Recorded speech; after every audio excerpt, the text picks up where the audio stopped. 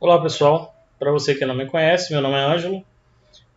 Dando sequência aí, né, nas resoluções aí de alguns exercícios aí do livro do David Johnson. Isso aqui também foi um outro exercício aí que foi solicitado aí pelo colega, né, que está estudando engenharia, e eu vou estar compartilhando com vocês essa resolução.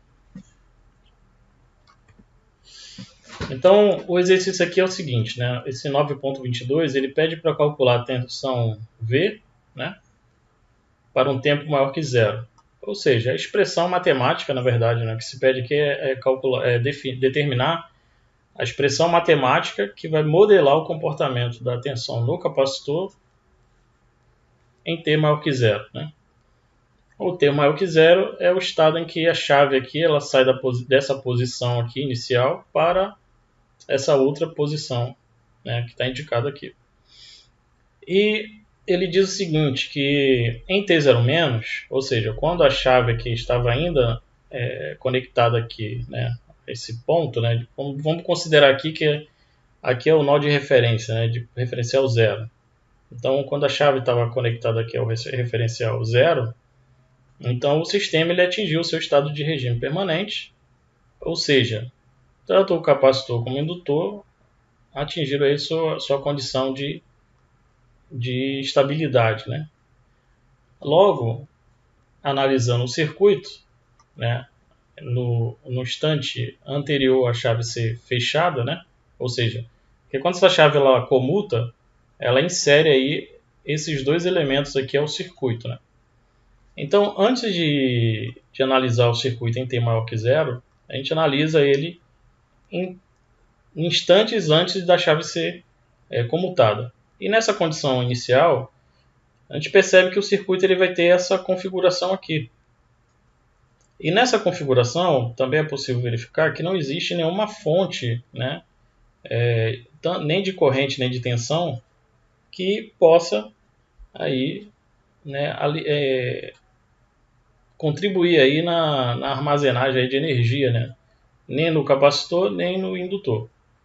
Logo, a tensão inicial, né, do meu capacitor é igual a zero. Então, antes da chave ser comutada, a tensão no meu capacitor é zero. Lembrando que em corrente contínua, né,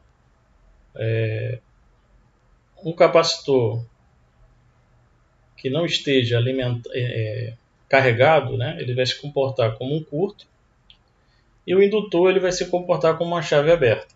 Né? Então, esses são dois pontos aí a se observar. Né?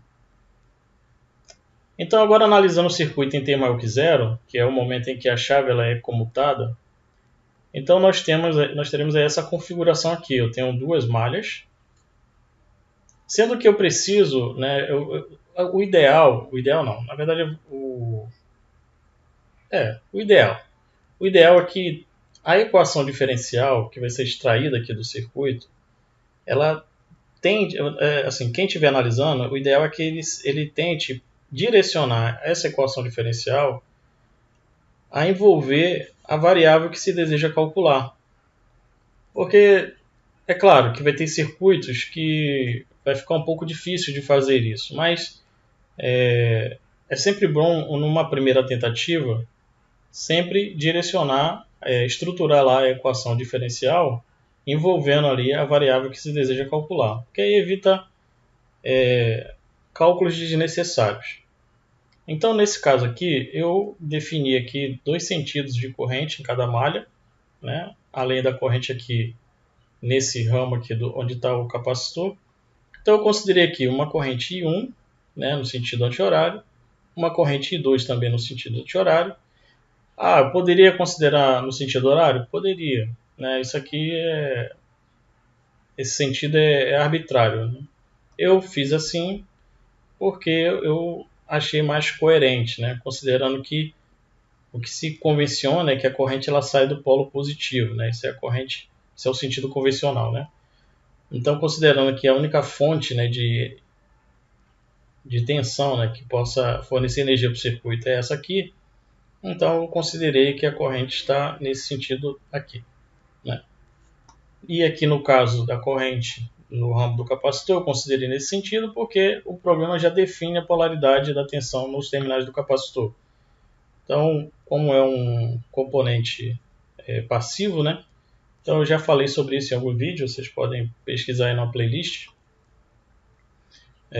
Então, como aqui é a polaridade positiva, significa que a corrente está entrando, né, por esse lado aqui do capacitor.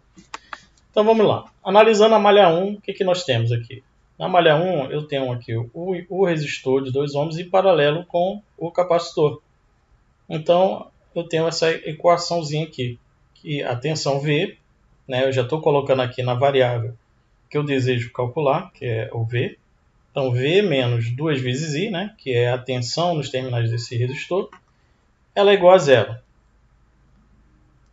Colocando a corrente em função da tensão, eu tenho que I1 é igual a 1 meio de V. Né? Não tenho o que fazer mais. Vou analisar agora a malha 2. Na malha 2, eu tenho todos esses elementos aqui. Ó. Então eu tenho aqui V mais a queda de tensão no indutor, que é D e dt, né? Ou seja, como o L, D e dt, né? Como o L é 1, né? Então não estou colocando 1 aqui. Então fica d2 dt mais a queda de tensão nesse resistor, que é 2 vezes I2, e isso tem que ser igual a 8. Então eu coloquei aqui. Ó. Então eu tenho aqui a equação na malha 2. Observe que nessa equação eu só tenho, apresentando aqui, na verdade eu tenho uma equação com duas variáveis. Né? Eu tenho a variável V e tenho a variável I2. Se nós olharmos para esse circuito, a gente vai perceber que é possível, né, colocar a corrente I2 em função de V. E fazendo isso, eu vou ter uma única equação com uma única variável e que é justamente a variável que eu quero encontrar. Então, fazendo aqui a análise nodal, né, então observe que nesse nó aqui está chegando a corrente I2, está saindo IC e saindo a corrente I1. Então aqui, ó, I2 é igual a I1 mais IC. Lembrando que I1 eu posso colocar em função de V, que é igual a 1 meio de V. E IC eu também posso colocar em função de V, porque, por definição, a corrente, né, que circula aqui, né, que passa aqui pelo capacitor, ela é definida como sendo a capacitância vezes a taxa de variação da tensão nos terminais desse capacitor. Então, logo, IC vai ser 1/4 de dV dt. Então, observa que eu pego a variável I2 e coloco ela em função da variável que eu desejo calcular. Então, eu estou trazendo a minha equação diferencial, né? Ao invés de ela ter duas variáveis, ela tem apenas uma, e essa única variável é a que eu quero efetivamente conhecer. Então, reescrevendo aqui a equação, né, da malha 2 e fazendo a devida substituição. Então, onde tiver aqui 2, eu vou colocar em função de V. Então, eu tenho aqui, ó, esse arranjo, né? Fazendo a resolução dessa equação aqui, eu vou chegar a essa expressão. Trabalhando mais um pouco ela, eu vou chegar a essa. E como o que é conveniente, né, é tornar, né, o coeficiente do termo de maior grau unitário, eu vou multiplicar tudo aqui por 4. E aí eu vou chegar nessa expressão, nessa equação diferencial, né, do circuito envolvendo a variável que eu quero calcular.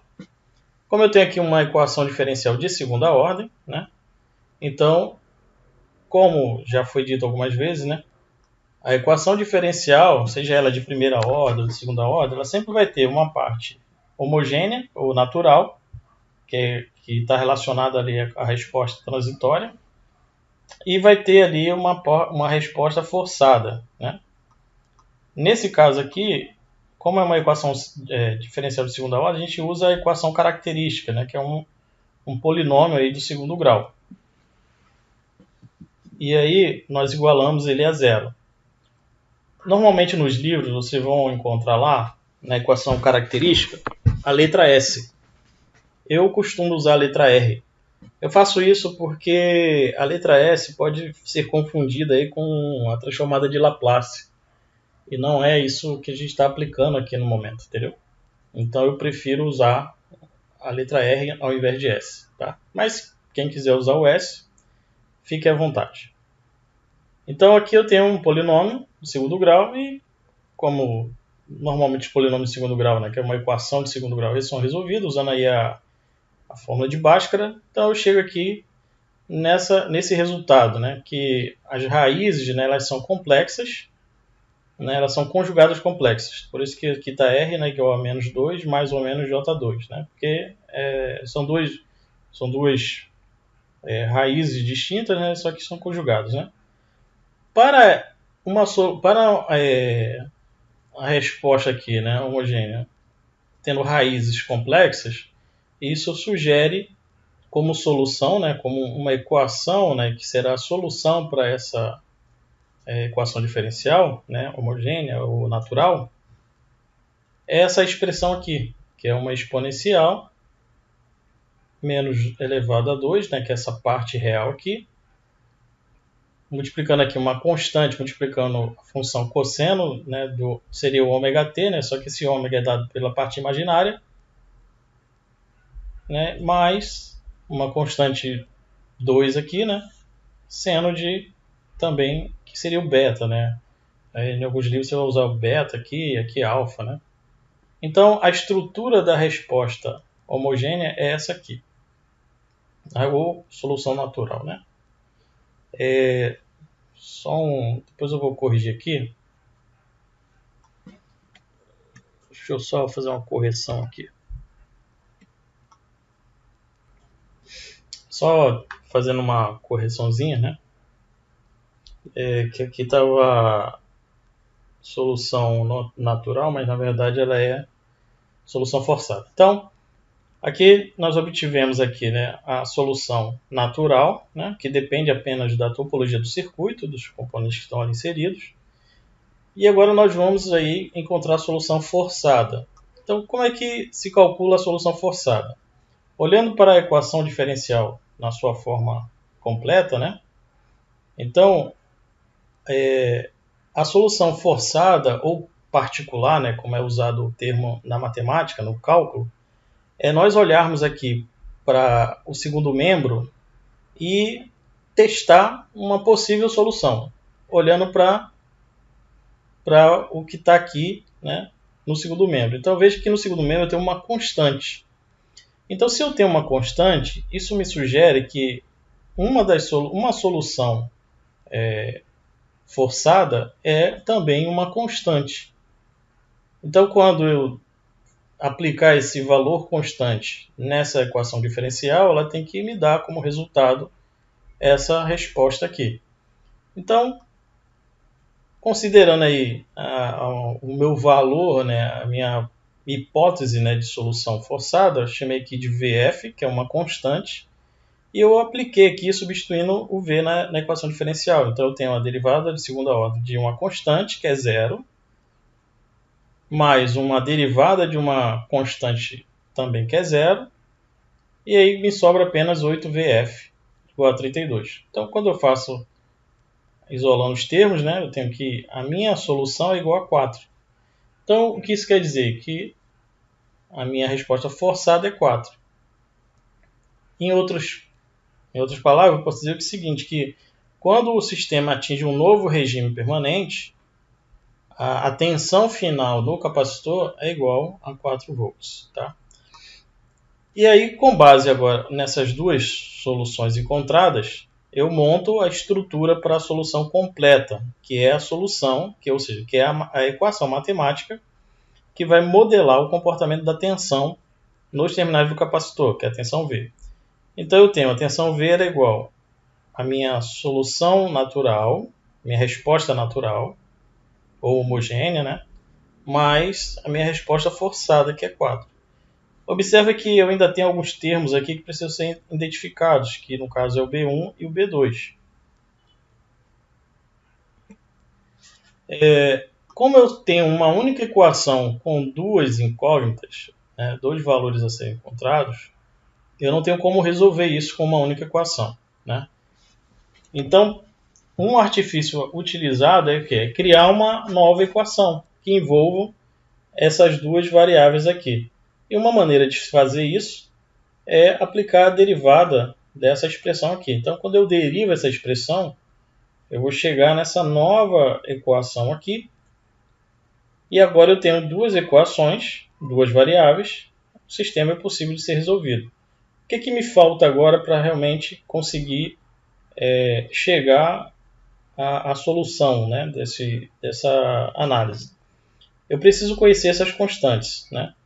Para isso, eu preciso conhecer os valores iniciais, né? Eu preciso ter essa informação. Eu preciso conhecer o valor da tensão num determinado tempo. Não necessariamente precisa ser no tempo zero, nem no infinito, né? Supondo que o problema dissesse assim, ó, em tantos milissegundos ou em tantos segundos a tensão no capacitor é X. Então, eu vou saber, né, que minha condição ali, para aquele tempo, o V vai valer tanto. Só que aqui, como não é dado essa condição, e como nós já verificamos inicialmente, né, na análise, a condição inicial, né, para V, né, ou seja, o V de zero é igual a zero, e esse valor vai se manter assim que a chave ela é comutada, né, imediatamente após a chave ser comutada, a tensão V de zero ela se mantém. A mesma tensão que estava ali contida ou não, né, a mesma condição que estava o capacitor, ele vai se manter, né, por um determinado tempo. E eu calculo também a taxa de variação da tensão no capacitor no instante zero. Aqui eu não fiz demonstração de como calcular isso, mas analisando aqui o circuito, vamos perceber o seguinte. No momento em que a chave se fecha, o circuito ele tem essa configuração aqui, certo? Como o indutor estava descarregado e o capacitor também, então o indutor ele se comporta nesse momento aqui que a chave fecha, né, que é o instante t0+, né, é uma nomenclatura usada. Esse indutor, se tratando de uma alimentação de corrente contínua, esse indutor ele vai se comportar com a chave aberta.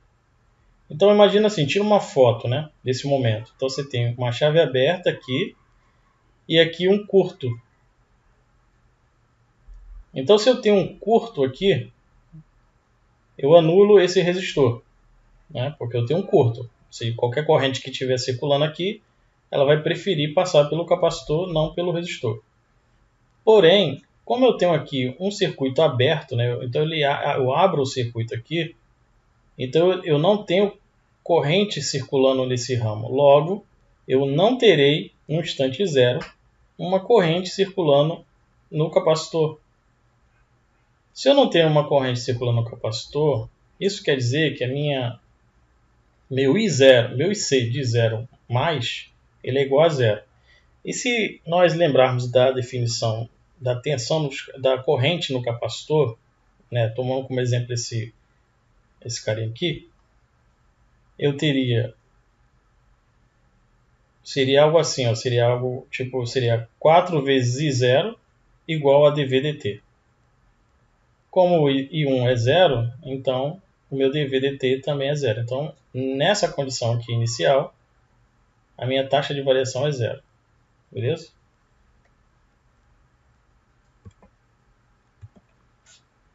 Então eu tenho que a minha tensão no instante zero é zero e minha taxa de variação no instante zero também é zero. Quando eu faço substituição de t igual a zero, né, então eu tenho que quando t é igual a zero, eu vou ter tensão igual a zero. E aí o que vai me resultar aqui? Né? Como aqui é uma função senoidal, seno de zero é zero, então todo esse termo aqui ele é zerado. Cosseno de zero é 1. E elevado a menos zero vai ser 1. Então sobra apenas que B1 é igual a 4, ou seja, B1 mais 4 é igual a zero. Logo, B1 é igual a menos 4. Então eu encontrei o valor para B1. Lembrando que a taxa de variação da tensão no instante zero é igual a zero também, né? Fazendo a substituição de t igual a zero. eu vou chegar nessa expressão aqui, que 2 vezes B2 menos 2 vezes B1 é igual a 0. Logo, B2 é igual a B1, que é igual a menos 4. Agora que eu tenho os valores das constantes, substituo na estrutura, né, na equação que estrutura lá, nós encontramos a solução completa, né? E vamos ter aí essa expressão. Como B1 e B2 é menos, né? Botando esse sinal de menos em evidência. Opa, deixa eu só fazer uma pequena correção aqui, tá? Porque aqui não é para ficar menos aqui. Só uma pequena correção aqui que estava antes. Então aqui, ó, fazendo a substituição, né, o menos aqui é para B1 e B2, então colocando o menos aqui em evidência, eu tenho toda essa estrutura aqui igual a 4. Então, se nós quisermos fazer um teste, né, então quando o tempo, né, no instante t igual a 0, isso aqui é zerado, aqui resulta em 4, esse termo aqui é igual a 1, vai ficar menos 4, mais 4 é igual a 0. Se a expressão tender ao infinito, como eu tenho aqui toda essa expressão, né, de seno e cosseno multiplicada aqui por uma exponencial de expoente negativo, então a tendência, à medida que eu aumentar aqui esse valor, eu vou tendendo a zero essa expressão aqui. Então, se eu zerar tudo isso aqui, né, resulta apenas em 4. Para a gente verificar isso aí, eu fiz uma simulação e dessa simulação eu extraí esse gráfico, né? Aqui é um gráfico onde eu estou sobrepondo, né, tanto o valor que está sendo medido lá no simulador, quanto o valor, o sinal gerado pela equação que nós obtivemos através de cálculo ali. Então eu tenho aqui em vermelho, né, é o valor medido e em azul o valor calculado. Então veja que como a gente só consegue visualizar um único sinal aqui, é porque eles estão sobrepostos. Esse tracejado aqui, ó, é o cursor. E no ponto onde ele está aqui, ele está indicando esse nível de tensão. O valor medido lá na simulação é 4,2891 volts. E o valor calculado aí por meio da equação extraída aí da análise vai dar esse valor aqui. Então perceba que a diferençazinha é bem ínfima, né? Não vai representar nada. Então você vê que ela é exatamente, ela está modelando aí o comportamento da tensão no circuito. Então aquela expressão matemática que nós calculamos e encontramos, ela de fato modela o comportamento da tensão nos terminais do capacitor. Então, espero ter contribuído aí com o aprendizado de vocês. Se foi útil, né, essa explicação, compartilhe com seus colegas. E qualquer dúvida, deixe aí nos comentários. Até uma próxima e um forte abraço a todos.